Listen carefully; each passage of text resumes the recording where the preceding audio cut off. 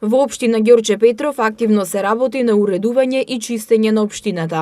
Деновиве целосно е реновиран и исчистен кружниот тек во населбата Хром. Како што информираат од општината, интервенирале за менување на урбаната опрема и за уредување на уште неколку локации низ Ѓорче Петров. Градоначалникот Александар Наумовски апелира до граѓаните да не ги оштетуваат и да ги чуваат заштитните огради, клупите, корпите за отпадоци, фонтаните и зеленилото што подолго, бидејќи тие се за доброто на граѓаните.